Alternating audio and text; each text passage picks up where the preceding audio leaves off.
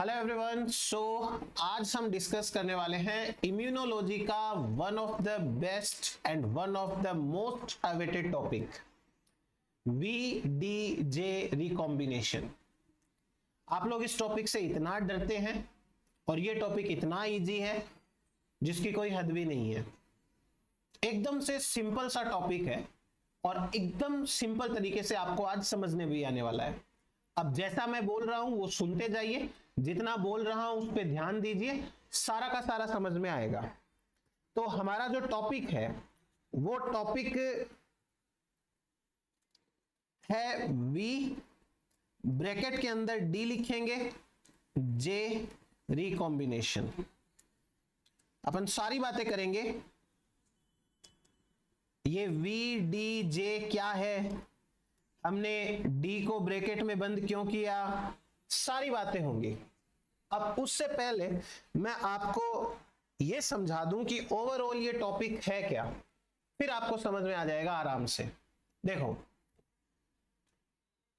आपने यूकैरियोट्स के अंदर ट्रांसक्रिप्शन पढ़ा होगा, तो आपने एक प्रोसेस पढ़ी होगी स्प्लाइसिंग, पढ़ा है ना स्प्लाइसिंग। वहां क्या होता है, वहां पर एक एमआरएनए होता है और उस एमआरएनए के अंदर कुछ सीक्वेंस होते हैं जिन्हें एक्सोन कहते हैं, कुछ सीक्वेंस होते हैं उन्हें इंट्रॉन कहते हैं, और ये एक्सोन इंट्रॉन इस प्रकार से अल्टरनेटिवली प्रेजेंट होते हैं। बताओ सही बात है। अब आपने ये पढ़ा कि यदि इस एमआरएनए की नॉर्मल स्प्लाइसिंग हो जाए, तो नॉर्मल स्प्लाइसिंग कैसे होती है, नॉर्मल स्प्लाइसिंग में जितने भी इंट्रॉन्स है उनको हटा दिया जाएगा और यहां बनेगा एक प्रोसेस्ड एमआरएनए जिसका सीक्वेंस होगा एक्सोन 1, एक्सोन 2, एक्सोन 3। हुआ ना, क्या हुआ यहां पे एमआरएनए में जो न्यूक्लियोटाइड्स का सीक्वेंस था, उन्हीं न्यूक्लियोटाइड के सीक्वेंस में से एक जगह पे कट लगा, फिर दूसरी जगह कट लगा, फिर इंट्रॉन निकल गया और पहले एक्सोन का लास्ट न्यूक्लियोटाइड और अगले एक्सोन का फर्स्ट न्यूक्लियोटाइड जुड़ गए आपस में, तो दो एक्सोन जुड़ गए। एक और प्रोसेस होती है, इसे कहते हैं ट्रांस स्प्लाइसिंग या alternate splicing. Alternate splicing, alternate splicing क्या होती है? अल्टरनेट स्प्लाइसिंग वो स्प्लाइसिंग है जिसमें एक्सोन का सीक्वेंस वैसा नहीं होता जैसा एमआरएनए में है। जैसे E1 E2 E3 नहीं, E1 E3 या E2 E3 ऐसे करके जब अलग अलग बनेगा तो वैरायटी ऑफ एमआरएनए बनेंगे अपने पास में। जैसे मान लीजिए कि एक सीक्वेंस ऐसा बन जाए E1 E3 या बन जाए E2 E3। अभी तो क्या अपने पास में दो ही एमआरएनए, मतलब ये इतने से ही एक्सोन है, तो ज्यादा अपने पास में वैरायटी है नहीं, वरना तो कॉम्बिनेशंस बनेंगे। अल्टरनेटिव स्प्लाइसिंग से क्या हुआ, वैरायटी ऑफ एमआरएनए बनते हैं। जब वैरायटी ऑफ एमआरएनए बनते हैं तो वैरायटी ऑफ प्रोटीन्स बनते हैं।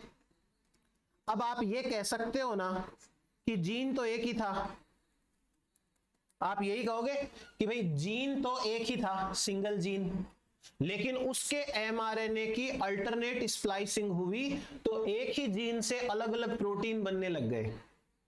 और कई सारे जीन तो ऐसे होते हैं जिनकी हंड्रेड्स ऑफ अल्टरनेटिव स्प्लाइसिंग के तरीके होते हैं। आई मेरी बात समझ में? स्प्लाइसिंग वाली बात दिमाग में चली गई ना आपके। स्प्लाइसिंग का ही बड़ा भाई है ये वीडीजे रिकॉम्बिनेशन। स्प्लाइसिंग हो रही है एमआरएनए लेवल पे और ये रिकॉम्बिनेशन होगा डीएनए लेवल पे, यानी जीन के अंदर। तो पहले तो आप दिमाग में ये बिठा लो कि वीडीजे रिकॉम्बिनेशन एक तरह की अल्टरनेट स्प्लाइसिंग जैसा सा कुछ तरीका है जो जीन के अंदर होता है एमआरएनए में नहीं होता है। अब उसके बाद में थोड़ा सा सब्जेक्ट मतलब टॉपिक के ऊपर आते हैं। देखो हमने ये कहा कि हमारे सामने थाउजेंड्स ऑफ डिफरेंट एंटीजन्स हैं, थाउजेंड्स ऑफ डिफरेंट एंटीजन्स।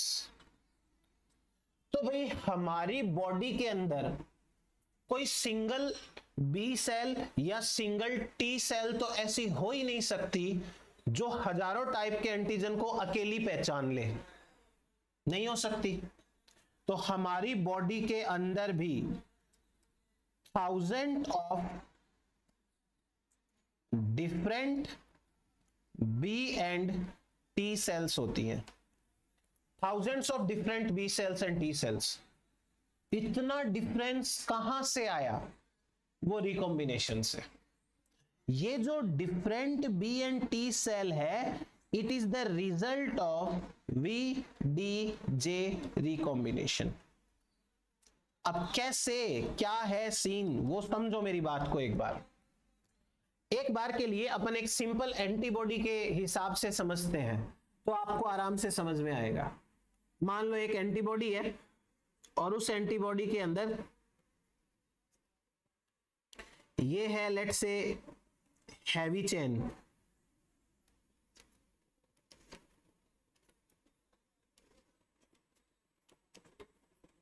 ये है हैवी चेन और ये लाइट चेन है। अब एक बार में डाइसल्फाइड बॉन्ड वगैरह कुछ नहीं बना रहा, आप तो खाली काम की बात है वो समझो। आपको पता है ना कि हैवी चेन के अंदर ये वाला रीजन है उसे बोलते हैं वेरिएबल हैवी और इसको बोलते हैं वेरिएबल लाइट। आपको ये भी पता है इसको भी बोलते हैं वेरिएबल हैवी और इसको बोलते हैं वेरिएबल लाइट। और इन रीजन्स को बोलते हैं constant heavy, constant light, constant heavy, constant light, और फिर ये कांस्टेंट हैवी 2, कांस्टेंट हैवी 3, वो सब चलता रहेगा नौटंकी। ये वाली चीजें तो पता है ना आपको। अब इसके आगे जैसे मैं समझा रहा हूं वैसे समझो। ये है एक एंटीबॉडी और यहां पे मुझे दिखाई दे रही है 4 प्रोटीन चेन्स। यहां मुझे 4 प्रोटीन की चेन दिख रही है। 2 चेन है वो हैवी है, बड़ी है, और 2 चेन है वो छोटी है, लाइट है। 2 हैवी 2 लाइट चेन। बताओ यहां तक कोई दिक्कत? अभी मैं जितना बोल रहा हूं उतना सुनो और उतने में कोई दिक्कत है तो उसको समझना और सॉल्व करेंगे अपन। तो मुझे यहां एक एंटीबॉडी में 4 प्रोटीन की चेन दिख रही है और जाहिर सी बात है प्रोटीन कहां से आया? एमआरएनए से। एमआरएनए कहां से आया? जीन से। इसका मतलब है कि ये जो 2 हैवी चेन है वो आती हैं फ्रॉम हैवी चेन जीन, और ये जो लाइट चेन है वो कहां से आ रही है? From light chain gene, light chain gene. अब मेरी बात को ध्यान से सुनना। इसका मतलब यह हुआ कि हमारे पास में हमारे जीनोम के अंदर जो है वो हैवी चेन और लाइट चेन के जीन्स प्रेजेंट है। हैवी चेन का भी जीन है और लाइट चेन का भी जीन है।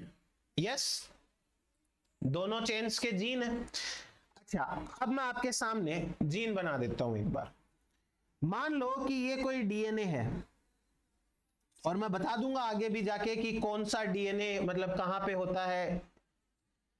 आपको मैंने बताया था ना कि लाइट चेन होती है वो 2 टाइप की होती है, या तो होती है लैम्डा या होती है delta. Light chain kappa, sorry, 2 type की होती है। मान लो ये है कप्पा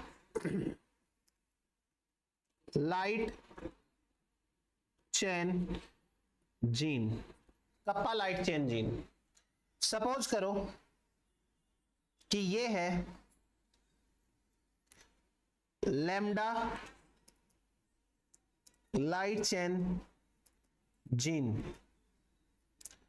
और सपोज करो ये है हैवी चेन का जीन, हैवी चेन जीन। अब हैवी चेन होता है ना, वो हैवी चेन वाला जीन है वो तो 5 तरीके का होता है। जैसे एंटीबॉडी ए है तो उसका अल्फा, यदि एंटीबॉडी जी है तो उसका गामा, डी है तो डेल्टा, ई है तो उसका एप्सिलॉन और एम है तो उसका म्यू। तो एक बार अपन हैवी चेन का एक ही जीन मान लेते हैं। क्लियर? अब इन सारे के सारे जीन्स के अंदर अपना अपना प्रमोटर है, P4 promoter, P4 promoter, P4 promoter. समझ में आया? अब आओ काम की बात पे, मेरी बात ध्यान से सुनो। इस एंटीबॉडी की शक्ल देखो। यदि आपको लाइट चेन बनानी है तो आपको एक तो चाहिए वेरिएबल अमाइनो एसिड का सीक्वेंस। वेरिएबल अमाइनो एसिड का सीक्वेंस आएगा किसी कोडोन से एमआरएनए में, और वो एमआरएनए के कोडोन आएंगे जीन से, राइट? कांस्टेंट वाले की बात नहीं करनी, क्योंकि कांस्टेंट तो कांस्टेंट है, वो तो सेम है सारे एंटीबॉडीज के अंदर, इसलिए कांस्टेंट की तो बात नहीं करेंगे, हम तो वेरिएबल की बात करेंगे खाली। आपको यदि वेरिएबल सेगमेंट बनाना है एंटीबॉडी में तो वैसे ही कोडोन होने चाहिए एमआरएनए में, और उन कोडोन के अकॉर्डिंग आगे ऊपर डीएनए के अंदर सीक्वेंस होना चाहिए। राइट और नॉट? राइट एकदम। उसी प्रकार यदि आपको हैवी चेन बनानी है तो हैवी चेन के अंदर भी क्या होना चाहिए? आपका वेरिएबल रीजन होना चाहिए। अब मेरी बात ध्यान से सुनो। ये जो लाइट और हैवी चेन के जीन्स वगैरह हैं, इन सभी जीन्स के अंदर डिफरेंट सीक्वेंसेस हैं, डिफरेंट सीक्वेंसेस। एक प्रकार का सीक्वेंस है, सीक्वेंस के बाद में थोड़ा सा ऐसे ही सीक्वेंस है, फिर वापस काम का सीक्वेंस है, ऐसे करके। अब ये सीक्वेंस कितने कितने हैं वो कोई गारंटी नहीं है। 10 है, 20 है, 40 है, 50 है, वो गारंटी नहीं है, पर है कुछ तो। अभी जितना मैं बोल रहा हूं उतना सुनो, उतना सुनो। ये डीएनए में न्यूक्लियोटाइड के सीक्वेंस है, नॉर्मल सीक्वेंस होते वैसे सीक्वेंस है, बट इन सीक्वेंस से जो एमआरएनए में कोडोन बनेगा, उन कोडोन में से आगे जाकर के जो प्रोटीन का अमाइनो एसिड बनेगा वो वेरिएबल पार्ट में रहेगा, इसलिए इन सीक्वेंस को बोलते हैं variable. Variable variable variable variable variable variable variable variable, ये वेरिएबल सीक्वेंस है। क्या सीक्वेंस है ये? वेरिएबल सीक्वेंस है। अब डरने की जरूरत नहीं है। जो वेरिएबल सीक्वेंस कप्पा में होगा उसके आगे के लगा दो, वेरिएबल कप्पा। एक से ज्यादा है तो 1 2 3 4 कोई सी नौटंकी करो। जो लैम्डा में है उनके सबके अंदर लैम्डा लगा दो, और वही 1 2 3 4 5 वाली नौटंकी। और जो हैवी चेन में उसके आगे एच लगा दो, एच एच एच, और क्या बोलते हैं इसको, 1 2 3 4 कर दो। चलो समझ में आया? जीन के अंदर न्यूक्लियोटाइड के सीक्वेंसेस हैं, और वो सीक्वेंसेस को अभी हमने कहा वेरिएबल सीक्वेंस। ध्यान से सुनना।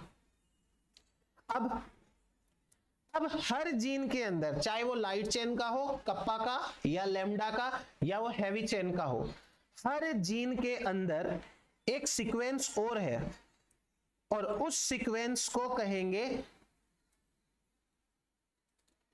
जे sequence, joining sequence. Joining sequence, J for joining. अब ये कप्पा का है तो JK1, JK2, JK3, JK4। वैसे ही यहां पे जॉइनिंग सीक्वेंस जितने रखने हैं वो अलग अलग के हिसाब से होते हैं। तो ये जॉइनिंग लैम्डा 1, जॉइनिंग लैम्डा 2, ये जॉइनिंग लैम्डा 3। अब उसके बाद में यहां पर भी joining H1, joining H2, joining H3, ऐसे करके बहुत सारे, जॉइनिंग H4, ऐसे 4 बना लिए अपन ने। क्लियर इतना? अब उसके बाद आगे की कहानी क्या? आगे एक सिंपल सी बात, जो हमारा हैवी चेन वाला जीन होता है ना, उस हैवी चेन में ऐसे ही एक्स्ट्रा सीक्वेंसेस और हैं जिनका नाम है D for diversity. In sequences का नाम है डाइवर्सिटी सीक्वेंस, और कोई बात नहीं है। डी से diversity, diversity heavy 1, diversity heavy 2, diversity heavy 3। और अब आगे कांस्टेंट वाले रहते हैं, ये कांस्टेंट सीक्वेंसेस हैं। तो अभी अपने को कांस्टेंट वालों पे ध्यान उतना देना नहीं है, एक बार आप जो मैंने बताया वो सुनो। मैंने ये कहा कि एमआरएनए की स्प्लाइसिंग में क्या किया जाता है, इंट्रॉन इंट्रॉन को हटा देते हैं और एक्सोन एक्सोन को जोड़ देते हैं। मतलब ये मान लो एमआरएनए है, यहां पे एक एक्सोन है, यहां पे एक एक्सोन है, बीच वाला ये इंट्रॉन है, इसको काटो और दोनों एक्सोन को जोड़ दो, हो गया अपना काम।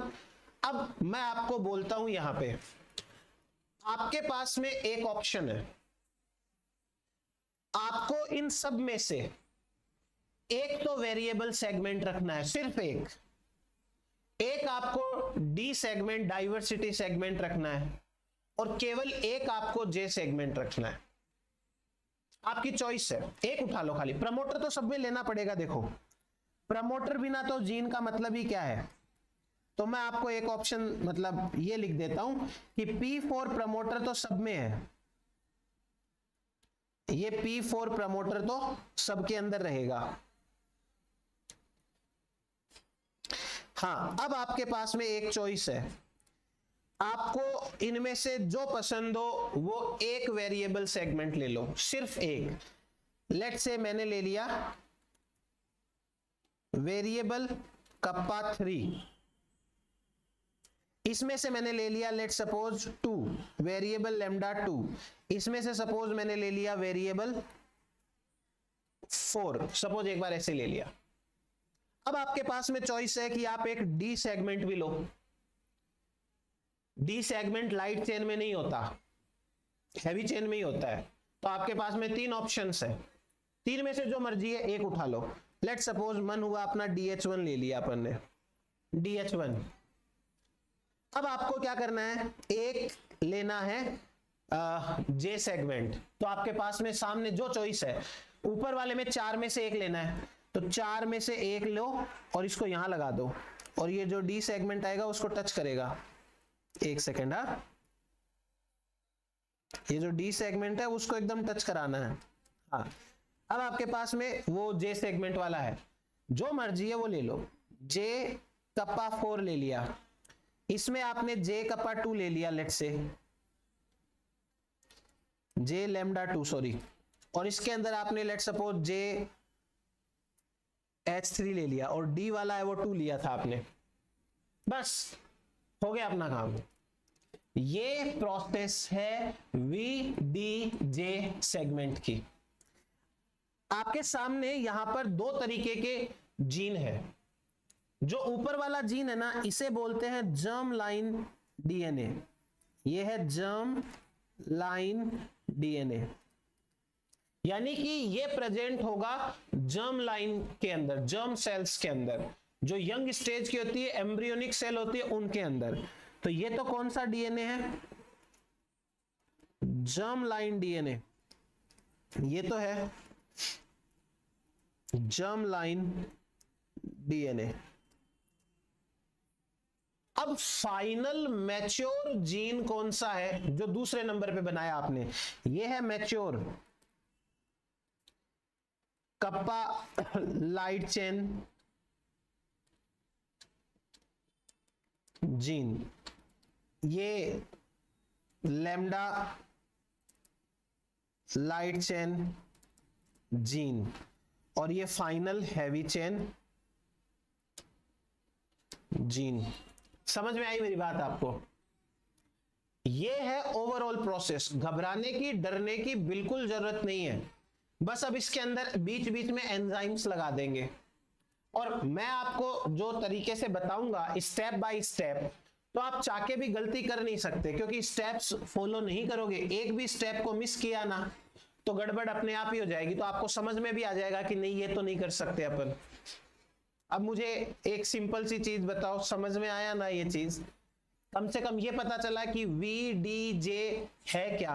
अब एक बार पीछे आओ, हमने लिखा VDJ, V का मतलब होता है variable segment, variable segment. D का मतलब होता है डाइवर्सिटी सेगमेंट, जिससे इम्यूनोग्लोबुलिन में और डाइवर्सिटी आती है, डाइवर्सिटी सेगमेंट। और J का मतलब होता है जॉइनिंग सेगमेंट, जॉइनिंग सेगमेंट। और C का मतलब होता है कांस्टेंट सेगमेंट। अब आप ये पूछ सकते हो कि सर D को ब्रैकेट में क्यों लिखा? D को ब्रैकेट में इसलिए लिखा कि ये जो रिकॉम्बिनेशन है वो लाइट चेन के लिए भी चलता है और वो हैवी चेन के लिए भी चलता है। लाइट चेन के अंदर तो D है नहीं, वहां तो खाली VJ रिकॉम्बिनेशन होता है, और जो हैवी चेन है उसमें VDJ रिकॉम्बिनेशन होता है। तो इसलिए इसको ब्रैकेट में डाल दिया कि जरूरत पड़े वहां पे D को यूज करना है, नहीं जरूरत पड़े वहां नहीं करना है। समझ में आया? ये तो हो गया B सेल के बारे में। अब T सेल वाला याद करो, लास्ट क्लास में मैंने क्या बताया था? लास्ट क्लास में मैंने बताया था दो तरीके की T सेल होती है वैसे। एक तो वो जिसके अंदर TCR में अल्फा बीटा चेन होती है, एक वो जिसके अंदर गामा डेल्टा चेन होती है। अब जिसके अंदर अल्फा बीटा चेन होती है, तो अल्फा चेन और बीटा चेन में भी ये सेगमेंट होते हैं, वेरिएबल, डाइवर्सिटी, जॉइनिंग सेगमेंट। जैसा प्रोसेस बी सेल का चलेगा ना, 99% टी सेल का भी चलेगा। हमने पढ़ा था ना लास्ट लेक्चर के अंदर कि बी सेल सिलेक्शन होता है, जो बीटा का एलिलिक एक्सक्लूजन होता है, बीटा चेन का रीअरेंजमेंट होता है DN2 स्टेज के अंदर, फिर DN4 के अंदर अल्फा चेन का रीअरेंजमेंट होता है। समझा था ना अपन ने? वो यही तो रीअरेंजमेंट्स है। तो वेल ओवरऑल आप ये याद रखो कि एक इमैच्योर सेल के अंदर या जर्म लाइन सेल के अंदर इस तरीके से डीएनए जो है उसमें अलग अलग सेगमेंट होते हैं, और फाइनली डीएनए लेवल के ऊपर ही एक तरीके की स्प्लाइसिंग चलती है। इसके लिए स्प्लाइसिंग शब्द का इस्तेमाल नहीं करना चाहिए, गलत है, लेकिन समझाने के लिए बता रहा हूं आपको मैं। एक तरीके की स्प्लाइसिंग चल रही है डीएनए लेवल के ऊपर, और इस स्प्लाइसिंग का रिजल्ट ये निकलेगा कि आपको जितने भी वेरिएबल है उनमें से एक वेरिएबल सेगमेंट लेना है। एक डी है तो डी सेगमेंट लेना है, एक जे सेगमेंट लेना है, और उससे बनेगा फाइनल जीन। फिर एमआरएनए, फिर एमआरएनए का प्रोटीन बनेगा, वो एंटीबॉडी बन जाएगा। बताओ कितना आसान है ये। बीच बीच में आपको क्या करना है, एंजाइम्स के नाम ही तो घुसाने हैं, दिक्कत ही नहीं है। कोई एंजाइम का क्या काम है, कोई क्या काम है, कोई क्या काम है, सब बहुत ईजी है, आराम से समझेंगे सारी चीजें। तो ये हुआ एक ओवरऑल इंट्रोडक्शन। अब एक बार ऐसे ही एंटीबॉडी की शक्ल देख लो, वैसे तो देखी हुई आप लोगों की। तो एंटीबॉडी के अंदर ये वेरिएबल रीजन है, सॉरी कांस्टेंट वाले की ज्यादा बात करनी नहीं है क्योंकि कांस्टेंट इज कांस्टेंट। तो जो अपना मेन ये है वेरिएबिलिटी, वो वेरिएबल रीजन में आती है। ये जो वेरिएबल सेगमेंट है, आपको मैंने ये भी लिखवाया था कि लगभग 110 अमाइनो एसिड का होता है। अब आपको इस पूरे टॉपिक के अंदर क्या चीजें याद करनी है, क्या चीजें ध्यान में रखनी है, वो सारी चीजें मैं बता दूंगा अभी यहाँ पे। तो ये एक एंटीबॉडी का फाइनल स्ट्रक्चर है। बट ये देखिए आप, ये है जर्म लाइन डीएनए, यानी कि जो इमैच्योर सेल टाइप है उनमें जो डीएनए है वो। इसमें आपको वेरिएबल सेगमेंट देखो कितने दिख रहे हैं, एक वेरिएबल, दो वेरिएबल, 3, 4, 5, 6, 7, 8, 9 वेरिएबल है। हालांकि इन्होंने जे सेगमेंट वगैरह नहीं दिखाया। और ये बी सेल का डीएनए है, इसमें देखो कितने सारे वेरिएबल कम हो गए।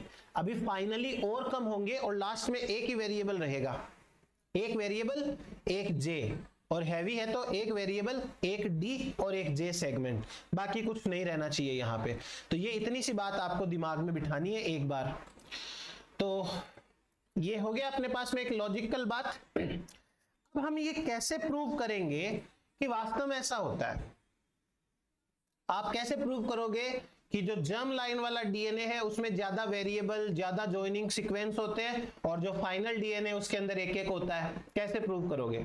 बड़ा आसान है। एक साइंटिस्ट है, दो साइंटिस्ट है, उन्होंने एक एक्सपेरिमेंट किया और उनमें से एक को 1987 में नोबेल प्राइज भी मिल गया। जापानीज साइंटिस्ट है तो नाम थोड़े अटपटे हैं, आप अपने हिसाब से प्रोनाउंस कर लेना। अब आप मेरी बात सुनो ध्यान से। एक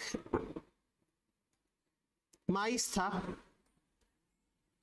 जब ये अपनी एम्ब्रियो स्टेज में था तो इससे एम्ब्रियोनिक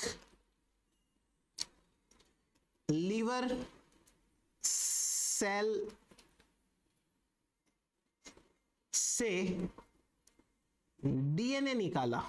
ठीक है, ये एम्ब्रियोनिक लीवर सेल है और इससे डीएनए आइसोलेट किया।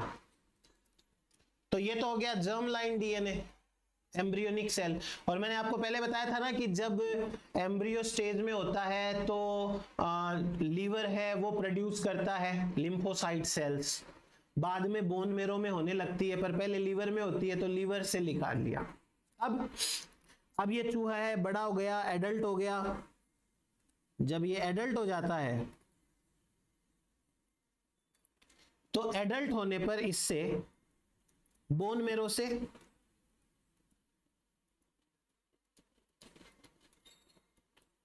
बी सेल ले ली, बोन मेरो से बी सेल, और ये भी बी सेल है। ठीक है, एम्ब्रियोनिक स्टेज की बी सेल है और ये एडल्ट स्टेज की बी सेल है। इसका भी डीएनए निकालो भाई। तो ये इसका डीएनए निकाल दिया। Got it?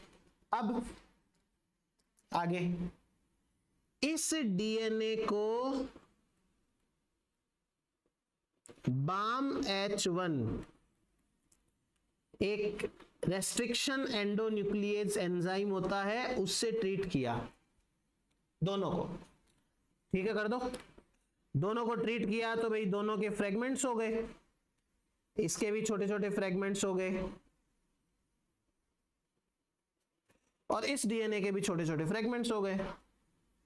ठीक है, और ये वही वाला डीएनए है जिससे एंटीबॉडी बनेगी। मतलब ऐसे नहीं, ऐसे तो सेल के अंदर टोटल जीनोम होता है, हम वही वाला जीन ले रहे हैं जिससे लाइट चेन या हैवी चेन बनती है, वो वाला डीएनए है। ये ले लिया। अब अपने को क्या करना है? अब अपने को इनको जेल इलेक्ट्रोफोरेसिस करानी है, इस डीएनए को और इस डीएनए को जेल इलेक्ट्रोफोरेसिस, जेल इलेक्ट्रोफोरेसिस। और अब आप मेरी बात को सिंपल सा ध्यान से सुनेंगे। क्या ध्यान से सुनेंगे? देखो, एक छोटा सा लॉजिक है। मान लो ये पेन है, जिस समय ये फैक्ट्री में बनता है उस समय इस पेन की साइज ये रहती है जो दिख रही है, और जब ये फाइनली कस्टमर के हाथ में जाता है तभी भी इसकी साइज ये रहती है। तो इसका मतलब ये हुआ कि इस पेन के अंदर ना तो जर्म लाइन वाली कंडीशन में चेंज आया, ना एडल्ट वाली कंडीशन में चेंज आया। ये फैक्ट्री में जब बनता था तब ऐसा ही बनता था और आज भी ये ऐसा ही है।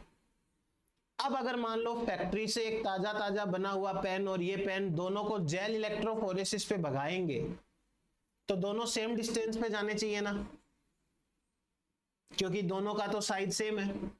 दूसरा ऑप्शन, जब ये पेन फैक्ट्री से बनता है तो इसकी साइज इतनी होती है, इतनी, और ये फाइनली कस्टमर के हाथ में जाता है तब इतनी रह जाती है।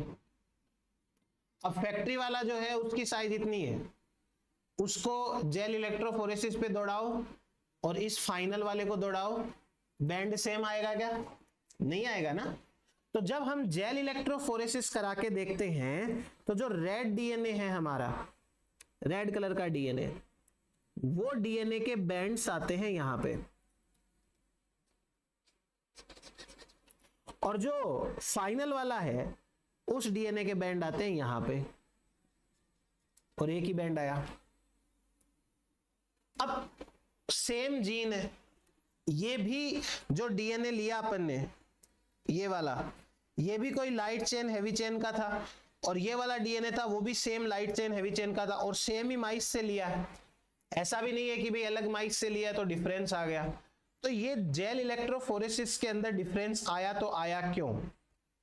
तो इसका जवाब सिंपल सा है कि जो जर्म लाइन वाला डीएनए है वो कम दूरी तक ट्रेवल करता है, इसका मतलब उसकी साइज ज्यादा है, और फाइनल जो डीएनए है वो ज्यादा दूरी तक ट्रेवल करता है, इसका मतलब उसकी साइज कम है।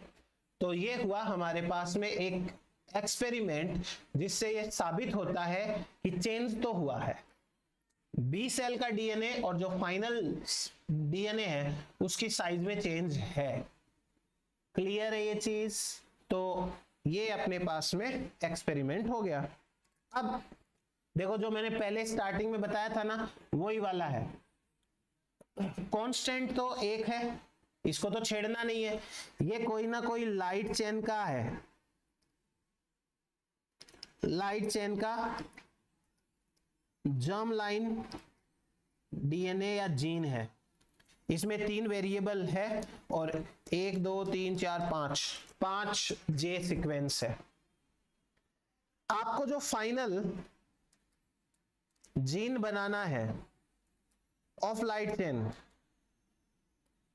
तो final gene of light chain के अंदर आप देख लो, एक वी सेगमेंट आया और एक जे सेगमेंट आया। अपन सी वाले की बात नहीं कर रहे हैं क्योंकि वो उसमें पार्टिसिपेट नहीं कर रहा है, इसमें रिकॉम्बिनेशन के अंदर अपन इसकी बात करते हैं। तो ये हुआ हमारे पास में एक छोटा सा कॉन्सेप्ट। बताओ कोई दिक्कत इसके अंदर? आपको एक वी लेना है, एक जे लेना है और एक सी लेना है। सी तो एक से ज्यादा भी लेने हैं क्योंकि किसी के अंदर तो 4 कांस्टेंट होते हैं, किसी में 3 कांस्टेंट होते हैं, वो अलग बात है। चलो अभी थोड़ा और देखो। अब यदि मैं थोड़ा सा मतलब इसकी प्रॉपर वे में बात करूं, तो प्रॉपर वे के अंदर आप ये समझो, एम्ब्रियो स्टेज के अंदर जो वी सेगमेंट है वो वी सेगमेंट 1 से 97 तक के अमाइनो एसिड बनाएगा। यहां पे आप बोलोगे कि सर एक ही कैसे दिखाया है? ये आपको समझाना चाह रहे हैं कि जैसे यहां पे 3 वी सेगमेंट है, कोई सा ही ले लो, ये फर्स्ट पोजीशन पे ये आएगा। जैसे ये देखो, ये पहले ये आया, उसके पीछे जे आएगा। तो स्टार्टिंग के जो एंटीबॉडी बनेगी ना, उस एंटीबॉडी के अंदर ये लाइट चेन का है। तो मान लो लाइट चेन माने मैंने बना दिया ये सपोज करो लाइट चेन है। तो लाइट चेन के अंदर ये फर्स्ट वाला अमाइनो एसिड है, उससे लेके 97 नंबर तक के अमाइनो एसिड है ना, वो तो बनाएगा वी सेगमेंट, यानी ये तो वेरिएबल सेगमेंट का है। और 98 से लेकर 110 आपके पास में यहां 5 चॉइस है, ये जे सेगमेंट की 5 चॉइस है। आप एक उठा लो, कोई सी उठा लो, वो 98 से 110 वाले अमाइनो एसिड बनाएगी। इसलिए यहां पे आपको एक एक करके दिखाया गया है। इट डजंट मीन कि यहां पे एक ही है। इसका मतलब ये है कि कोई सा भी जे सेगमेंट लोगे ना, तो 98 से लेके फिर यहां 110 तक का जो सीक्वेंस आएगा वो जे वाला सीक्वेंस आएगा। अब इन्होंने क्या किया, हैवी चेन के अंदर बीच में एक डी सेगमेंट और आ गया भाई, डाइवर्सिटी सेगमेंट आ गया। तो जैसे लेट सपोज कि ये है वेरिएबल एच, तो इसमें 1 से लेकर के 101 तक ये सेगमेंट वी से बना हुआ है। मतलब ये एमआरएनए, ये अमाइनो एसिड इस वाले सेगमेंट के एमआरएनए वाले कोडोन से आए हैं। और उसके बाद में यहां से 102 से लेकर के लेट से 106 तक ये डी सेगमेंट वाला पार्ट है, और 106 से लेके 123 तक, 107 से लेके सॉरी, तो ये वाला जो है वो जे सेगमेंट का पार्ट है। हैवी चेन का जो वेरिएबल रीजन है वो इस प्रकार बनता है, और लाइट चेन का ऊपर है, उसमें डी सेगमेंट नहीं है, तो वी एंड जे ज्वाइनिंग से हो जाता है। वो सिंपल है ना। अभी तो एंजाइम्स आएंगे खाली, और एंजाइम के नाम से बिल्कुल नहीं डरना है। देखो अब आप ये देखो, ये दे रखा है मल्टीजीन ऑर्गेनाइजेशन ऑफ इम्यूनोग्लोबुलिन जीन। मेरी बात को आराम से सुनना, और आराम से सुनने के बाद में आप एक कंक्लूजन पे पहुंचोगे। देखो, यदि आप कप्पा चेन लेते हो डीएनए की, तो कप्पा चेन के अंदर एल का मतलब लोकस, लोकस मतलब जीन का सेगमेंट या जीन, इसको एल को छोड़ दो। Variable kappa 1, variable kappa 2, variable kappa N है, बहुत सारे हैं। ऐसे ही जे के बहुत सारे हैं। एक इसमें साई है, साई का मतलब सूडोजीन, सूडोजीन, सूडोजीन, इसको साई से लिखते हैं। इसका मतलब है कि ये gene looks like normal gene,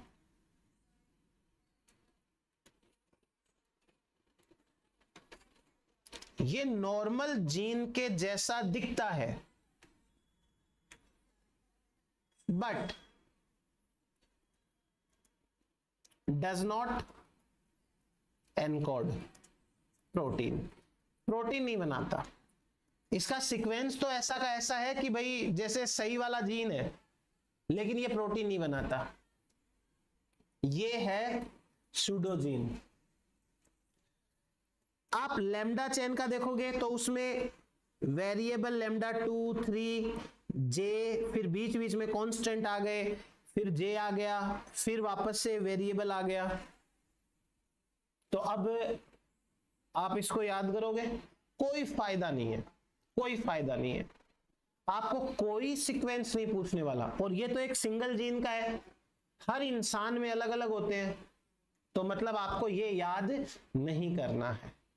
heavy chain का देखो, हैवी चेन के अंदर locus, variable heavy 1, heavy N, फिर बीच में डी आ गए, फिर जे आ गए, फिर कांस्टेंट वाले देखो, म्यू का मतलब ये एम का है, IgM, डेल्टा का मतलब ये IgD का है, इम्यूनोग्लोबुलिन डी का, ये IgM का है। आगे देखो, ये गामा वाला यहाँ पे है, तो यदि गामा बननी होगी तो इसको लिया जाएगा, डी बननी होगी एंटीबॉडी तो इसको लिया जाएगा, एम बननी होगी तो इस सेगमेंट को लिया जाएगा। जैसे ये वापस से जी का आ गया, तो गामा तो 4 प्रकार की होती है ना, IgG1, IgG2, IgG3, IgG4, तो गामा के तो 4 मिलेंगे आपको। ये माइस का चल रहा होगा, इसलिए 2B 2A आया है, ये माइस का है पक्का। ये कांस्टेंट देखो लास्ट में एप्सिलॉन, तो ये IgE का है और ये IgA का है। ना तो आप इसको पूरा याद करो, ना सीक्वेंस याद करो, कोई समझदारी वाली बात है ही नहीं है।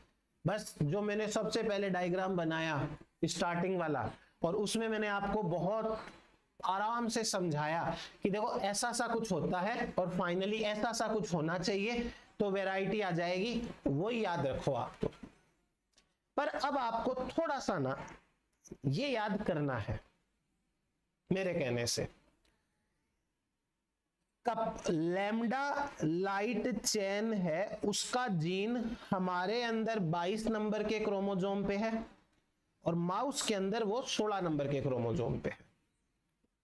जो कप्पा लाइट चेन का जीन है वो हमारे अंदर 2 नंबर के क्रोमोसोम पे है, और वो माउस के अंदर 6 नंबर के क्रोमोसोम पे है। हमारे अंदर हैवी चेन वाला जीन 14 नंबर पे है और माउस के अंदर 12 नंबर पे है, ये याद करना। और मैंने आपको कुछ डिसऑर्डर्स भी बताए थे जो ट्रांसलोकेशन की वजह से होता है। 9 नंबर के क्रोमोसोम से सेगमेंट चला जाता है 14 नंबर के क्रोमोसोम पे, जहां हैवी चेन का जीन होता है। फिलाडेल्फिया 22 भी बताया था मैंने, याद आया कुछ? तो ये टेबल आपको याद करनी चाहिए। इसके बाद में एक और टेबल है, बिल्कुल याद नहीं करनी है, परंतु इसमें से कुछ चीजों का ध्यान रखना है। क्या ध्यान रखना है? सुनो मेरी बात। अगर हम लाइट चेन कप्पा के वेरिएबल सेगमेंट्स की बात करें, जैसे मैंने आपको इस डायग्राम के अंदर देखो यहां n लिखा है, n का मतलब कितने भी हो सकते हैं। मैंने आपको स्टार्टिंग के अंदर ये 4 बना के दिखाए, 1 2 3 4। मैंने आपको यहाँ पे 1 2 3 4 बना के दिखाए, मैंने आपको यहाँ पे 5 बना के दिखाए, 3 बना के दिखाए, ये तो समझाने वाली बात हो गई। अभी आप फाइनली ये थोड़ा सा ना याद नहीं करना है, बट एक हल्का फुल्का आइडिया रखना है। क्या कि जो कप्पा चेन होती है उसके अंदर जो वेरिएबल सेगमेंट्स होते हैं उनका नंबर 34 से लेके 48 तक हो सकता है। अब मैं फिर कह रहा हूं कि एग्जाम में आपको ये चीज नहीं पूछेंगे एग्जैक्टली, जब एग्जैक्ट है ही नहीं तो कैसे पूछेंगे। तो आपको जैसे पसंद हो, आप कोई एक नंबर याद रख लो, 34 से लेके 48 के आसपास का कोई एक नंबर याद रख लो जो आपको इजीली याद हो जाए। माउस के अंदर 91 variable kappa 1, variable kappa 2, variable kappa 3, 91 तक चले जाओ, और 91 में से फाइनली कितना लेना है आपको, केवल 1। तो वैरायटी तो आएगी आएगी। अभी तो वैरायटी और कहां कहां आएगी वो भी मैं आपको बताने वाला हूं, पर ये तो आपको इतना समझ में आया एक चीज। वैसे ही जो जे सेगमेंट है कप्पा चेन के अंदर, ह्यूमन में खाली 5 होते हैं और माउस के अंदर 4 होते हैं। तो जे सेगमेंट है वो 5 4। लैम्डा के वेरिएबल ह्यूमन में 33 होते हैं, v1 v2 v3 v3 v3 ऐसे करके 33 तक, और इसमें होते हैं खाली 3 से 8। लैम्डा के जो जे सेगमेंट है वो 5 होते हैं, 4 होते हैं। तो चलो ये वाली चीज मैच कर गई, तो दोनों में एक ही चल जाएगी। अब हैवी चेन पे आओ। हैवी चेन में वेरिएबल सेगमेंट्स है वो इतने होते हैं ह्यूमन में, और माउस के अंदर 101, और इनमें से लेना है एक खाली। डी सेगमेंट हमारे अंदर 23 होते हैं, यहां पे 19 होते हैं। यहां पे जेएच सेगमेंट है वो 6 होते हैं, यहां पे 4 होते हैं। देखो एग्जैक्ट नंबर ना भी याद रहे ना तो आप कोई दिक्कत नहीं है, एक आसपास का नंबर याद कर लो। हाँ, बस बाद में आपको ये रहना चाहिए कि जैसे मान लो आपने याद किया यहाँ पे कि भाई लेट्स सपोज एक बार 40 याद रख लिया कि 40 सेगमेंट होते हैं। अब एग्जाम के अंदर मान लो 50 आ जाए, 55 आ जाए, तो फिर आप यूं 55-50 को सही मत कर देना। ये तो पता होना चाहिए कि आपने किस रेंज में याद किया है, बस इतना सा ध्यान रखना, बाकी और कोई टेंशन वाली बात है ही नहीं। अब देखो जैसे ये 38 से 44 तक सेगमेंट्स हैं, और डी सेगमेंट है वो 23 है, ये जे सेगमेंट है वो 6 है। इनके कॉम्बिनेशन बनाओ। कैसे बनाओगे मैं बताता हूं। देखो एक बार मैं लिख लेता हूं। जो हैवी चेन है, हैवी चेन, उसके अंदर वी सेगमेंट होते हैं 45, 44 लिखा हुआ था, एक बार राउंड फिगर के लिए 45। डी सेगमेंट है वो 23 है, और जो जे सेगमेंट है वो 6 है। अगर मैं कप्पा लाइट चेन की बात करूं, कप्पा चेन की, तो ये 41 है। वैसे तो 38 से 48 तक लिखे थे, एक एवरेज ले लिया, और डी सेगमेंट होता नहीं है, जे सेगमेंट 5 होते हैं। लैम्डा चेन की बात करूं तो 33 है, और ये होते नहीं है, ये 5 होते हैं। ठीक है, अब आप सुनो मेरी बात को। आपको ये कहा गया कि आपको एक हैवी चेन बनानी है, और आपको 45 में से कोई एक वेरिएबल सीक्वेंस लेना है। तो आप कौन सा लोगे? आपके पास में ऑप्शन है 1 से लेके 45। चलो एक बार 1 ले लिया, 1। फिर आपके पास में डी के ऑप्शन है 23, कौन सा? चलो ये भी 1 ले लिया। फिर उसके बाद में जे के 5 है, ये भी 1 ले लिया। तो आपकी हैवी चेन कैसी बनी? V1 D1 J1। समझ में आई ना मेरी बात में क्या बोल रहा हूं? अब आप एक चेंज कर दो इसमें से, V1 की जगह V2 ले लो, बाकी सेम रहने दो, V2 J1 और ये D1। फिर अगली बार थर्ड वाला ले लो, V3 D1 J1 ऐसे करके। अगर आप इस तरीके से कॉम्बिनेशन बनाओगे ना तो आपके पास में हैवी चेन के इतने कॉम्बिनेशन बनेंगे। ये समझने वाली बात है भाई, हैवी चेन के इतने कॉम्बिनेशन बनने वाले हैं आपके पास में। अगर आप कप्पा चेन के कॉम्बिनेशन बनाओगे तो आपके पास में इतने कॉम्बिनेशन तो कप्पा चेन के बन जाएंगे, और अगर आप लाइट चेन के बनाओगे तो आपके पास में 165 डिफरेंट लाइट चेन्स हैं। अब ऑप्शन नंबर सेकंड, आपको यहां से एक कप्पा चेन एक हैवी चेन लेनी है, एक लाइट चेन लेनी है। मतलब वैसे तो दो हैवी दो लाइट लेनी है, बट जो हैवी लोगे एंटीबॉडी में दोनों हैवी सेम होती है। ऐसा नहीं होता इधर वाली हैवी चेन अलग है इधर वाली हैवी चेन अलग है, वो तो सेम होगी। तो आप 6210 में से कौन सी हैवी चेन लोगे?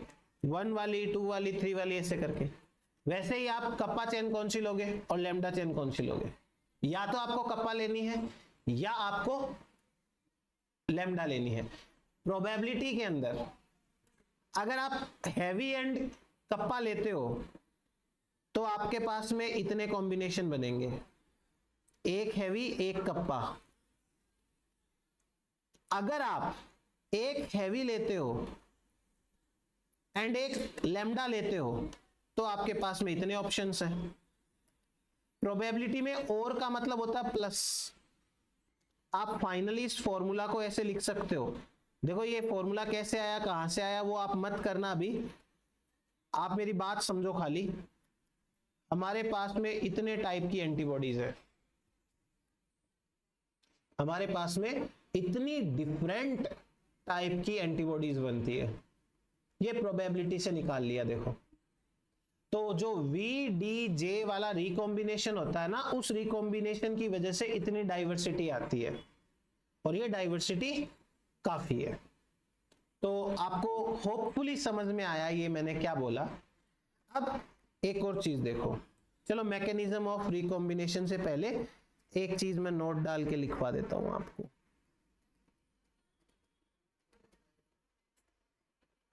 मैकेनिज्म भी समझा दूंगा। कॉन्सेप्ट ये है कि लैम्डा लाइट चेन होती है ना, lambda light chain have paired J and C segments. मैं V सेगमेंट की बात नहीं कर रहा हूं यहां पे, मैं V सेगमेंट की बात नहीं कर रहा, मैं C की बात कर रहा हूं। कैसे? जैसे मान लो कि J लैम्डा 1 है, फर्स्ट J सेगमेंट, तो इसके साथ में C लैम्डा 1 होगा। अगर J लैम्डा 2 वाला सेगमेंट है तो इसके साथ में कांस्टेंट वाला 2 होगा। अगर J लैम्डा 3 है तो इसके साथ में कांस्टेंट वाला 3 होगा। अगर ये J लैम्डा 4 है तो कांस्टेंट वाला भी 4 होगा। ये है हमारे पास में इतना सिंपल सा कॉन्सेप्ट। खैर सिंपल तो नहीं है मानता हूं मैं, पर मुश्किल भी नहीं है। आप लोग इस चीज को लेकर डर जाते हो कि ये सारा का सारा याद करना है, बेसिक कॉन्सेप्ट याद करना है, बाकी सारा काम चल जाएगा। चलो अब मैकेनिज्म पे आते हैं अपन, और ये मैकेनिज्म थोड़ा समझने के लिए आपको कुछ चीजें जो है वो देखो समझनी पड़ेगी, तो आपको एक बार हल्का फुल्का समझा देता हूं। सो चलिए समझते हैं मैकेनिज्म। और मैकेनिज्म से पहले मैं आपको कुछ चीज बताता हूं। देखो एक बार ऐसे लाइट चेन वाले के एग्जाम्पल से समझ लो, कोई दिक्कत नहीं है अपने को। मान लीजिए कि ये है एक V सेगमेंट, और मान लो कि ये है कोई J सेगमेंट, ठीक है, V और J। अब एक खास बात ध्यान रखनी है हमेशा के लिए, हर एक सेगमेंट के जस्ट आगे एक सीक्वेंस होता है, हर सेगमेंट के होगा ये। इस सीक्वेंस को कहते हैं RSS, ये सीक्वेंस है RSS। इस सीक्वेंस का नाम है recombination signal sequence. Recombination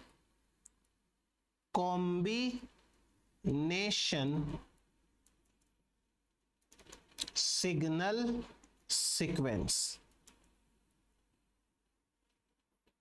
recombination signal sequence. अब यदि मैं इस रिकॉम्बिनेशन सिग्नल सीक्वेंस की बात करूं तो ये सीक्वेंस कुछ इस प्रकार का होता है, जैसे CACA GTG और ये हो गया GTG TCAC। सही है, ये 7 का है, 1 2 3 4 5 6 7। इसे कहते हैं हेप्टामर। हेप्टामर, ठीक है। अब इसके बाद में कुछ 23 बेस पेयर होते हैं जिनका सीक्वेंस मैटर नहीं करता। ये 23 बेस पेयर्स हैं, इनका सीक्वेंस मैटर नहीं करता। उसके बाद में वापस से कंजर्व्ड सीक्वेंस है 9 का, AC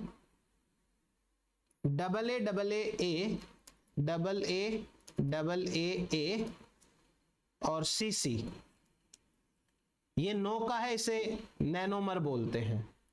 TG TT और GG, ये 9 का है, गिन लो, नैनोमर बोलेंगे इसको। 1 2 3 4 5 6 7 8 9, नैनोमर। ये RSS सीक्वेंस है, कंजर्व्ड सीक्वेंस है। और जैसा इसका फुल फॉर्म है रिकॉम्बिनेशन सिग्नल सीक्वेंस, तो ये रिकॉम्बिनेशन कराने के काम आएगा। समझ में आया बात आपको? अभी आपने यदि मेरे से स्प्लाइसिंग वाला टॉपिक पढ़ा है तो एक ट्रांस एस्टरिफिकेशन रिएक्शन बताई थी, कैसे जो 5 प्राइम स्प्लाइसिंग साइट होती है वहां कट लगता है, वहां एक 3 प्राइम OH ग्रुप जनरेट होता है, वो अगली 5 प्राइम के ऊपर अटैक करता है। वैसा वाला कुछ होने वाला है यहाँ पे। तो अभी के लिए एक बार आप सुनो। तो ये हुआ हमारे पास में एक सीक्वेंस।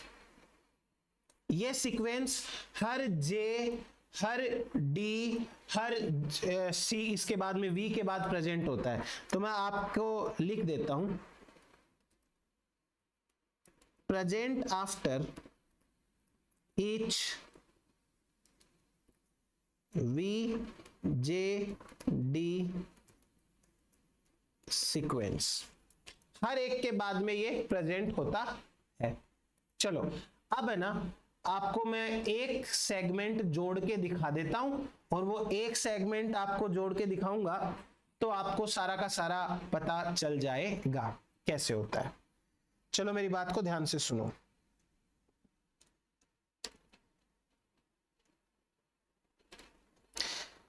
एंजाइम्स और स्टेप्स सारे मैं एक बार बता देता हूं, फिर मैं आपको और भी अच्छे से सब चीजें दे दूंगा। देखो,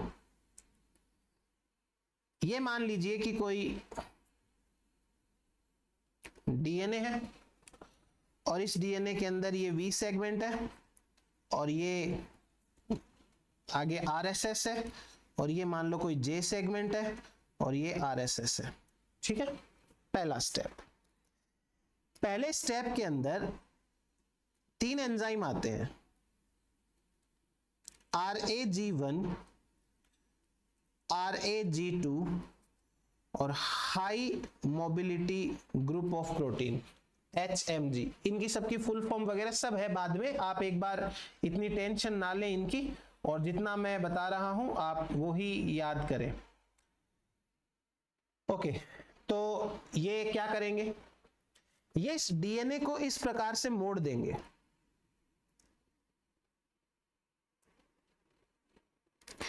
DNA को इस प्रकार से मोड़ेंगे कि V के ठीक नीचे J आ जाए और जो रिकॉम्बिनेशन की साइट है उसके ठीक सामने साइट आ जाए, ताकि फिर एक रिकॉम्बिनेशन कराएंगे।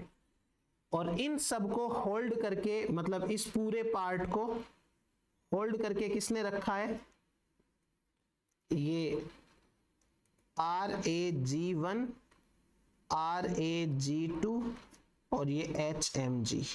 ये हो गया अपना एक स्टेप कंप्लीट। डीएनए को मोड़ना है, इस प्रकार से बनाना है। अब लगेगा सिंगल स्ट्रैंड कट दोनों के अंदर, single strand cut by RAG1। RAG1 single strand cut लगाता है, तो सिंगल स्ट्रैंड कट लगेगा। तो कैसे आपको ये दिखेगा, देखना, ये रहा V सेगमेंट, जहां V सेगमेंट खत्म होता है वहां कट लग जाता है, तो 3 प्राइम OH बन जाता है।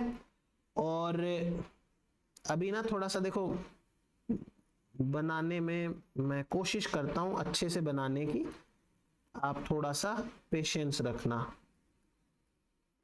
क्योंकि मेरे को उतना अच्छा डायग्राम नहीं बनाना आता।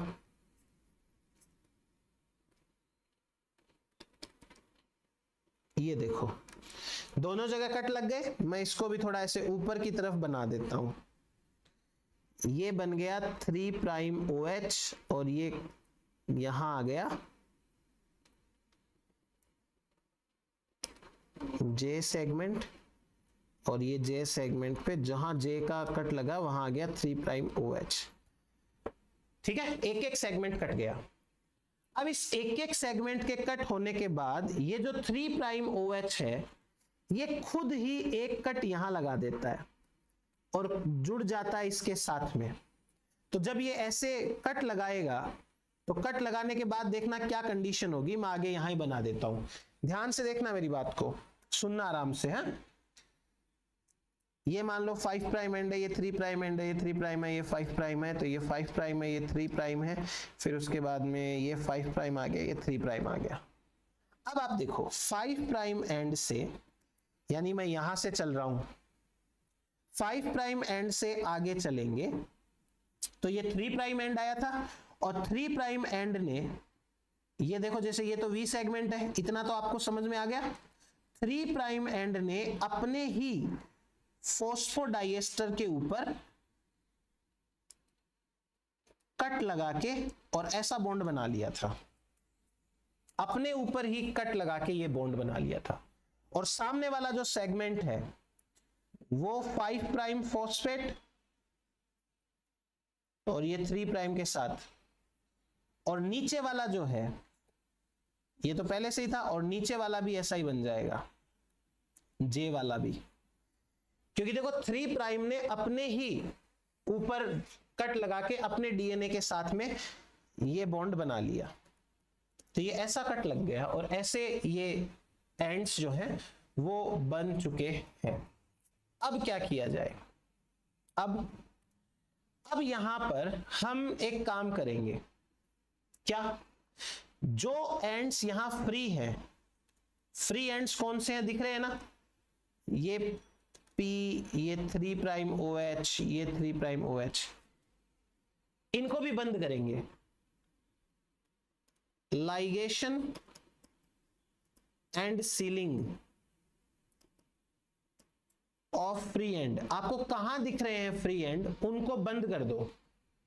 तो जब आप फ्री एंड को बंद करोगे, देखो ये तो वैसा का वैसा ही रहेगा, इसको मैंने नहीं छेड़ा, ये भी वैसा का वैसा ही रहेगा, इसको भी मैंने नहीं छेड़ा, ये 5 प्राइम 3 प्राइम, ये 5 प्राइम, ये 3 प्राइम, इनको तो मैंने छेड़ा ही नहीं है। अब फ्री एंड ये वाले थे, ये वाले फ्री एंड, इनको बंद कर दो, इनको बंद कर दो, और उसको एक बार भूल जाओ, बंद करके भूल जाओ। अपने को तो V और J को जोड़ना है, तो आप तो V और J पे ध्यान दो, आगे V और J के ऊपर काम चलेंगे। अब है ना, यहां के आगे 3 ऑप्शंस है, 3 ऑप्शंस, 3 ऑप्शंस यहां पे कौन कौन से हैं वो भी मैं आपको बता देता हूं। देखो, जैसे हमारे पास में ये 5 प्राइम है, और एक बार मैं एक से ही बता दूं आपको, V से ही, जो V के साथ होगा वो J के साथ होगा। ये 5 प्राइम एंड है, 3 ऑप्शन है, या मैं ये कहूं 3 options for cut, by Artemis enzyme. Artemis नाम का एंजाइम है, वो 3 तरीके के कट लगाएगा, 3 तरीके के कट लगा सकता है।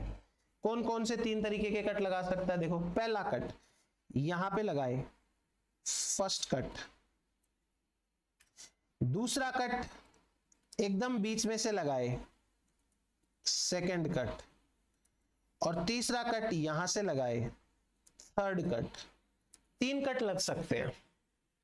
अगर मैं तीनों कट की पॉसिबिलिटी मान के चलूं, है ना, और सेम टू सेम कहानी किसके साथ में होगी? जो नीचे जे वाला सेगमेंट है उसके साथ में भी सेम टू सेम कहानी होने वाली है। जो जे वाला सेगमेंट है, मैं एक बार इसको सामने लिख दूं इसके, ये जे वाला सेगमेंट है, इस पे भी फर्स्ट कट, सेकंड कट और थर्ड कट ऐसे लग सकता है।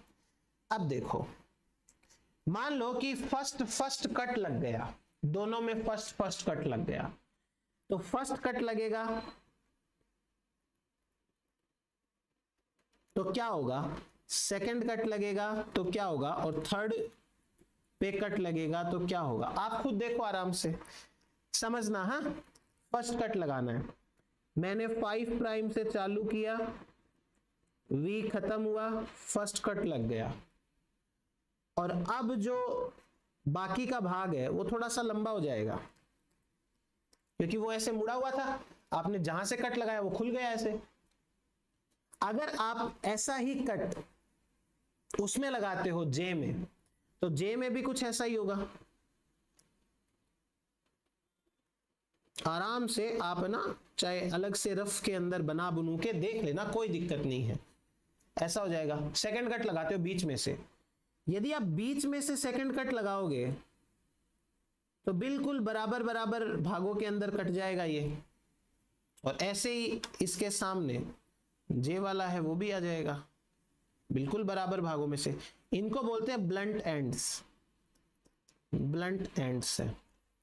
और थर्ड वाला कट देखो, यदि आप थर्ड कट लगाते हो, थर्ड वाला, तो क्या होगा, ऊपर वाला तो डीएनए थोड़ा सा लंबा रह जाएगा और नीचे वाला छोटा रह जाएगा।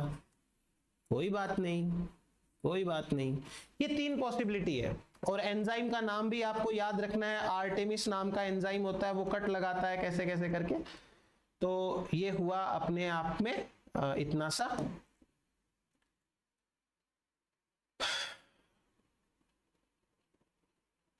ये बात हो गई। अब आते हैं अपन नेक्स्ट स्टेप के ऊपर। नेक्स्ट स्टेप में क्या होगा, फिलिंग ऑफ गैप होगा, फिलिंग ऑफ गैप। यहां पे तो कोई गैप है नहीं, तो यहां पे होगी जॉइनिंग, जॉइनिंग बाई, या जॉइनिंग से पहले भी एक चीज बताता हूं, यहां पर भी फिलिंग ऑफ गैप होगा, फिलिंग ऑफ गैप। जो गैप है उसकी फिलिंग होगी। और दूसरा वाला जो है, अभी एक बार रुको, इनको भी पहले ब्लंट बनाते हैं। गैप फिलिंग होगी तो आपको पता है कॉम्प्लीमेंट्री, सामने इसके ऐसे ऐसे ऐसे ऐसे करके सामने कॉम्प्लीमेंट्री जुड़ जाएगा, यहां पर भी सामने एकदम से कॉम्प्लीमेंट्री जुड़ जाएगा, कोई दिक्कत ही नहीं है। और यहां पर थर्ड वाले में भी ऐसा ही होगा। तो जब गैप फिलिंग की एक्टिविटी होती है, तो गैप फिलिंग की एक्टिविटी के अंदर ये इस प्रकार से सेगमेंट बन गया, और यहां पर भी इस प्रकार से सेगमेंट बन गया। ये वाला तो एंड वैसा का वैसा ही रहने दो, अभी अपन बात करेंगे। और इसमें भी क्या होगा, नीचे की साइड में ये सब हो गया। देखो ये मेरे पीछे आ गया, मैं दिखा देता हूं, ये हो गया। इतना चीज समझ में आया? अब है ना, अपने पास में 2 ऑप्शंस रहते हैं। पहला ऑप्शन है ligation of segments bye non homologous and joining protein and ligase 4, ये होगा। अगर ये होगा तो ये जुड़ जाएंगे और V के साथ J आ जाएगा, बस हो गया अपना काम कंप्लीट। एक तो, लेकिन दूसरे और ऑप्शंस भी हैं। कैसे? एक एंजाइम है जिसका नाम है टर्मिनल डाई डीऑक्सी ट्रांसफरेज, जिसका नाम है टर्मिनल डाई डीऑक्सी ट्रांसफरेज। अब ये टर्मिनल डाई डीऑक्सी ट्रांसफरेज क्या करता है? Terminal di deoxy transferase enzyme का सीधा सा काम है कि ये टर्मिनल पोजीशन पे कोई भी न्यूक्लियोटाइड जोड़ देगा, जो मर्जी आया वो न्यूक्लियोटाइड जोड़ दिया। तो जो आपको ब्लंट एंड्स दिखाई दे रहे हैं, उन ब्लंट एंड्स के बाद में कोई भी न्यूक्लियोटाइड रैंडमली जुड़ जाएगा।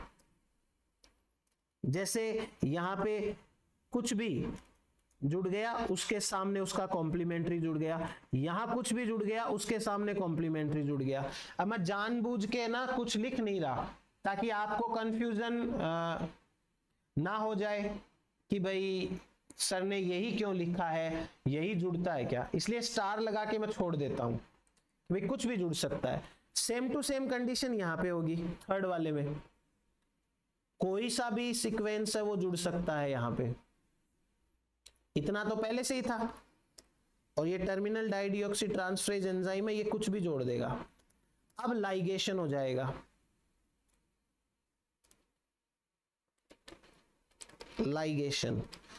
अगर लाइगेशन हुआ तो ये V और J साथ साथ आ जाएंगे, और अगर लाइगेशन हुआ तो V एंड J है वो साथ साथ, बस हो गया V एंड J का रिकॉम्बिनेशन।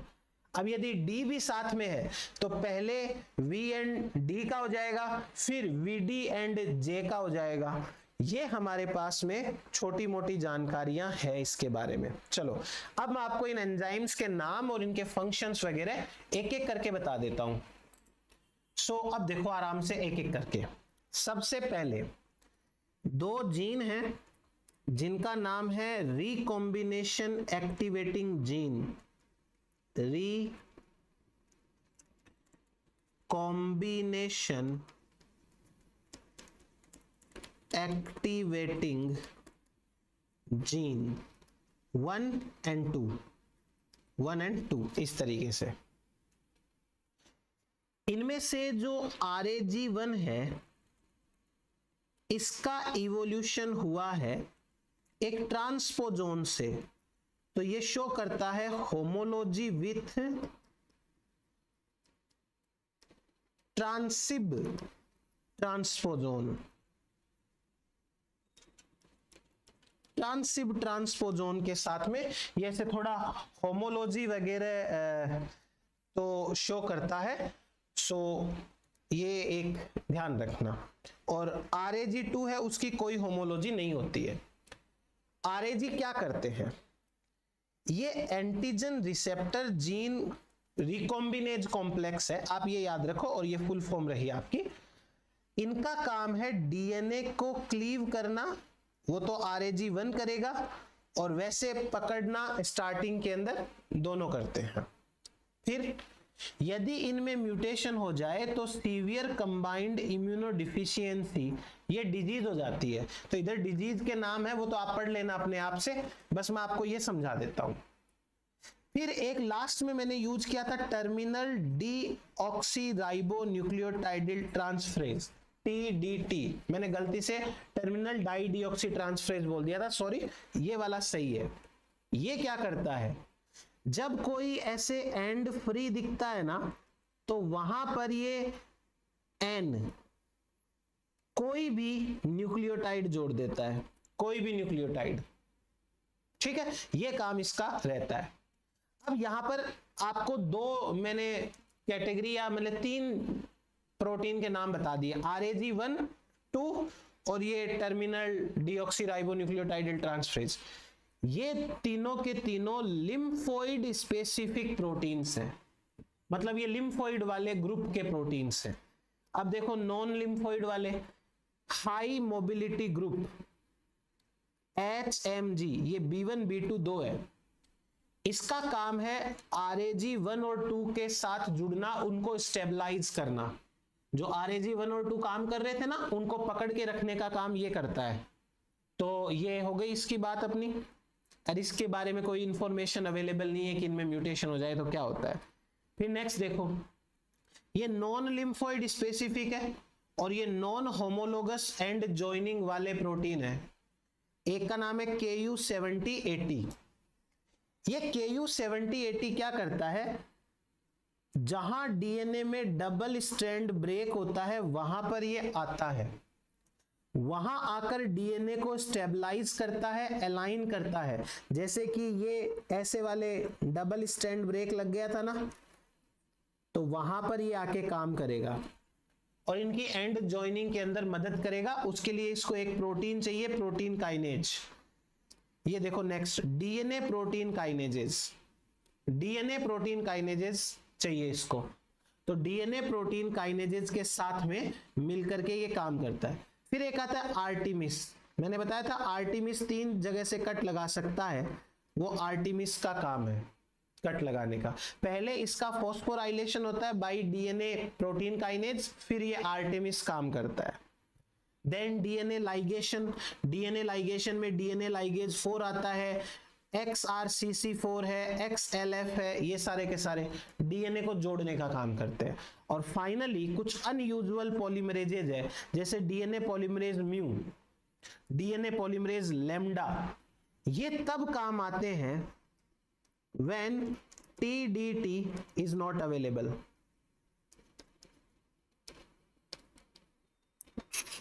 जब ये अवेलेबल ना हो तो ये अनयूजुअल पॉलीमरेज है, वो काम आते हैं। तो ये हुआ अपने पास में इतना सा काम। अब आगे अपन बात करें क्या क्या और हो सकता है। ये हुआ इतना। फिर उसके बाद देखो एक और प्रोटीन है ATM, सेल साइकिल में पढ़ा था आपने ATM ATR, check point 1 check point 2। जब हमारे सेल्स में इस तरीके का रिकॉम्बिनेशन चलेगा तो सिंगल स्ट्रैंड ब्रेक भी लगेंगे, डबल स्ट्रैंड ब्रेक भी लगेंगे। ये एक तरीके का डीएनए डैमेज है। और अगर ऐसा डीएनए डैमेज है उसके बाद भी सेल डिवाइड कर जाए तो ये तो गलत बात हो जाएगी। इसलिए एटीएम की जिम्मेदारी है कि सेल को सेल साइकिल में जाने से रोके। तो इसका काम इतना सा है यहाँ पे। तो ये सारे के सारे एंजाइम्स वगैरह हो गए जो काम आते हैं यहाँ पे। अब देखो इतनी डाइवर्सिटी कैसे आती है, उसके पीछे मेन 5 रीजंस या 5 कॉन्सेप्ट्स हैं।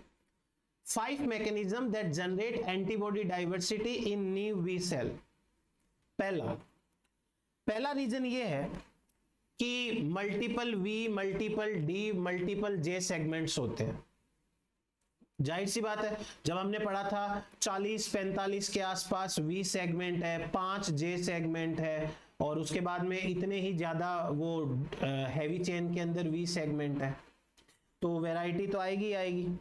फिर उसके बाद में P nucleotide addition results when DNA hairpin at the coding joint is cleaved asymmetrically. जब वो हेयरपिन टूटती है, अगर वो यहां पे टूटी या यहां से टूटी, तो यहां से और यहां से टूटने पर आपको पता है फ्लैंकिंग रीजन्स जनरेट हो जाते हैं ऐसे, और फ्लैंकिंग रीजन्स जनरेट होंगे तो फिर यहां पर कुछ न्यूक्लियोटाइड्स जोड़ने पड़ेंगे, उनकी वजह से वेरिएशन आता है। तीसरा, एक्सोन्यूक्लियस ट्रिमिंग होती है कई बार। जब सेगमेंट्स, मान लीजिए कि ये सेगमेंट है इतना सा, तो इसमें से कुछ हिस्सा तोड़ दिया जाता है। अब कितना टूटेगा वो कोई नहीं पता, इसलिए यहां पर जब रैंडमली कुछ न्यूक्लियोटाइड्स हट जाते हैं तो फिर से एक टाइप की डाइवर्सिटी जनरेट होती है। अब ऐसा पेन है, मैं 10 लोगों को दे दूं और मैं उनको कहूं कि इधर की साइड से इसको थोड़ा सा तोड़ दो, तो 10 के 10 लोग एकदम इक्वल तो नहीं तोड़ेंगे, कोई थोड़ा सा तोड़ देगा, कोई ज्यादा तोड़ देगा, कोई कैसा तोड़ देगा, तो वैरायटी डेवलप हो जाएगी, वो वाली बात है। देन उसके बाद में ये टीडीटी एंजाइम, चौथा नंबर का लास्ट में देखो क्या लिखा है, टीडीटी एंजाइम। ये एंजाइम कौन सा न्यूक्लियोटाइड जोड़ेगा, मैंने तो वहां स्टार लगा के छोड़ दिया था, तो क्या पता कौन सा न्यूक्लियोटाइड ये जोड़े, उसकी वजह से वापस से डाइवर्सिटी आएगी। और लास्ट के अंदर है कॉम्बिनेटोरियल डाइवर्सिटी, मतलब मैंने आपको बोला था ना 6201 टाइप की एच चेन होती है। अब इनमें से कौन सी एच चेन के साथ कौन सी लाइट चेन आएगी, वो होता है कॉम्बिनेटोरियल डाइवर्सिटी। तो ये आपको इतना याद रखना है इसके अंदर, बस ये तो बेसिक समझने की बात है। देन नेक्स्ट देखो, अभी तक हमने जो डिटेल में प्रोसेस पढ़ी वो थी बी सेल के अंदर। क्या टी सेल में भी ऐसा होता है क्या? जी बिल्कुल होता है। टी सेल के अंदर एंटीबॉडी नहीं बनती है, लेकिन टी सेल के जो टीसीआर होते हैं ना, अल्फा बीटा गामा डेल्टा, वो सारे के सारे भी इसी तरीके से वी डी जे या वी जे ज्वाइनिंग में जाते हैं। अब मैं जैसे जैसे समझा रहा हूं आप वैसे वैसे समझो, इस टेबल को देख के घबराने की जरूरत नहीं है। पहला ऑप्शन, क्या जर्म लाइन के डीएनए के पास बहुत सारे वी, बहुत सारे डी, बहुत सारे जी जीन्स होते हैं? जी हाँ, बी सेल में तो होते ही हैं, टी सेल में भी होते हैं। दूसरा, जो लाइट चेन है वो लाइट चेन वी एंड जे वाला यूज करती है, खाली लाइट चेन के अंदर डी नहीं होते। वैसे ही टी सेल के अंदर जो अल्फा चेन और गामा चेन होती है उसमें केवल वी और जे होते हैं, यानी कि alpha and gamma they are equivalent to light kappa और लाइट लैम्डा, ये इक्विवेलेंट है उसके। इन दोनों में खाली वीजे ज्वाइनिंग होती है। तीसरा देखो, क्या हैवी चेन की तरह डी ज्वाइनिंग अवेलेबल है? एंटीबॉडी के अंदर तो अपन ने देखी थी हैवी चेन, लेकिन टी सेल के अंदर बीटा और डेल्टा जो चेन है उसमें डी सेगमेंट भी होता है। तो अल्फा गामा की वी जे ज्वाइनिंग होती है और बीटा डेल्टा की ये वाली ज्वाइनिंग होती है, वी डी जे ज्वाइनिंग होती है। ये हो गया। फिर absolute dependence on rag 1 rag 2 expression, क्या रैग 1 और रैग 2 काम आते हैं? जी हाँ, बी सेल में भी काम आते हैं, टी सेल में भी काम आते हैं। क्या P nucleotide N nucleotide addition होता है? दोनों के अंदर होता है। जब ऐसे टूट जाते हैं तो यहां पर कुछ न्यूक्लियोटाइड्स जोड़े जाते हैं, वो दोनों के अंदर जोड़े जाते हैं। क्या मल्टीपल डी रीजन वगैरह होते हैं? इसके अंदर नहीं है, लेकिन इसके अंदर डेल्टा के अंदर है। पर रिकंबाइंड चेन, हर रिकंबाइंड में एक से ज्यादा डी रीजन आते हैं क्या? तो मैंने आपको लाइट चेन में चिल्ला चिल्ला के बोला है कि खाली एक वी, खाली एक डी और खाली एक जे आता है, लेकिन डेल्टा चेन में मल्टीपल डी आ जाते हैं टीसीआर की डेल्टा में। तो ये टी और उसके अंदर सीक्वेंस है। उसके बाद एलेलिक एक्सक्लूजन होता है क्या? यहां तो अल्फा जीन का नहीं होता, बाकी बीटा सेल के अंदर सबका होता है। अगर एक्टिवेशन हो जाए तो सीक्रेट प्रोडक्ट्स है वो सेम बाइंडिंग साइट के ऊपर जुड़ते हैं क्या? जी हाँ, यहां तो जुड़ते हैं, यहां पर नहीं जुड़ते हैं। देन देखो, nature of constant region determines function, constant region कुछ फंक्शन डिटरमाइन करता है क्या?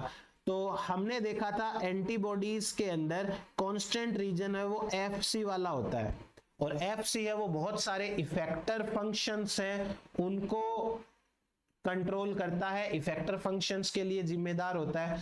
तो बिल्कुल से ये चीज हमने देखी है, और यहां पर एफसी जैसा कोई रीजन नहीं होता है। Then receptor gene undergo somatic hypermutation following antigenic stimulation, यहां पे सोमेटिक हाइपरम्यूटेशन होता है, यहां नहीं होता, ये याद करना पड़ेगा भाई।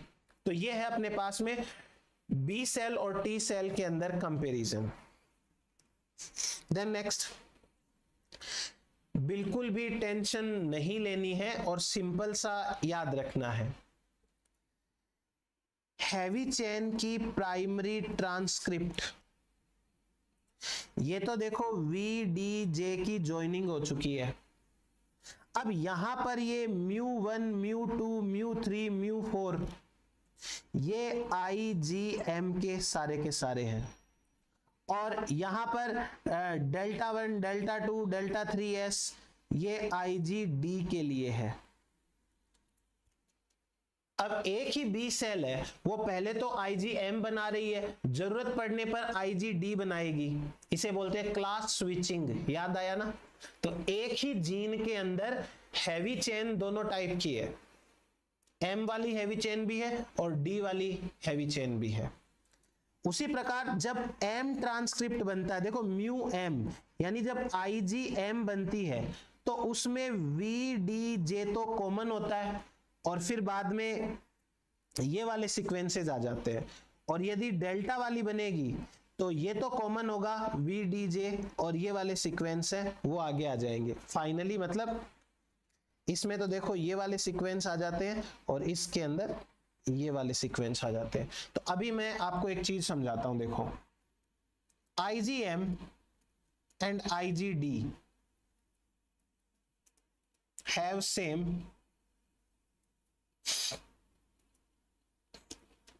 वेरिएबल रीजन्स, दोनों के अंदर वेरिएबल रीजन्स सेम होते हैं, VDJ। हैवी चेन की बात हो रही है, क्लियर हुआ ये? अब IgM and IgD differ in constant region of heavy chain. उनके हैवी चेन के कांस्टेंट रीजन्स अलग होते हैं। ये याद रख लेना, बात बहुत काम की है, क्योंकि ये वाली चीज है वो एग्जाम के अंदर कुछ कहानी बना करके पूछ सकते हैं आपसे। समझ में आई ये वाली बात आपको? आप देखो ये सिंगल जीन है, इसमें M वाली कांस्टेंट है और D वाली कांस्टेंट पार्ट भी है, VDJ एक ही है। तो जब फाइनल बनेगा, ये फाइनल है और ये फाइनल है, तो VDJ तो वही आएगा, VDJ सेम, लेकिन नीचे जो कांस्टेंट रीजन है वो आएगा आपका अलग। इसमें तो आ गया म्यू, इसमें आ गया डेल्टा, बस ये याद रखो। देन नेक्स्ट देखो, अल्फा चेन और डेल्टा चेन इनका सेम जीन होता है, बीटा चेन का अलग जीन होता है, गामा चेन का अलग जीन होता है। अल्फा और जो डेल्टा है उसके अंदर तो सेम जीन है। आप तो ये पूरा सीक्वेंस मत याद करना, आप तो ये याद करना कि टी सेल के अंदर alpha and delta chains have common gene, have common germ line gene, ऐसे याद करो, have common germ line DNA, उसमें तो कॉमन जर्म लाइन DNA होता है। और बाकी बीटा चेन पूरी अलग होती है और गामा चेन है वो भी पूरी की पूरी अलग होती है। ये याद कर लिया। अब आपको ये टेबल तो याद करनी है, इंपॉर्टेंट है भैया। हमारे पास में अल्फा चेन वाला जीन 14 नंबर के क्रोमोसोम पे है, माइस में भी 14 पे है, बीटा वाला 7 नंबर पे उसमें 6 में है, हमारे अंदर गामा चेन का 7 पे उसमें 13 में है, डेल्टा चेन है वो 14 में है, ये भी 14 में है। चलो अच्छी बात है, अल्फा डेल्टा का तो सेम ही है, अभी तो लिखा अपन ने ये वाला, तो ये तो सेम जगह पे मिलेगा। और बाकी 7 6 7 13 ये थोड़ा सा याद करना है।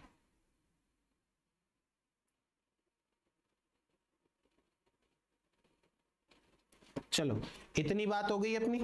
अब नेक्स्ट देखते हैं, ये वापस से वही है, ज्यादा टेंशन नहीं लेनी है, बस एक राउंड फिगर सा जो याद रहे। जैसे बीटा चेन में वेरिएबल सेगमेंट्स कितने हैं? 40 से 42, माउस में 21। बीटा चेन में डी सेगमेंट कितने? ओनली 2। बीटा चेन में जे सेगमेंट कितने हैं? 6J बीटा 1 है और 7J बीटा 2 है। तो बीटा 1 बीटा 2 अलग अलग होंगे।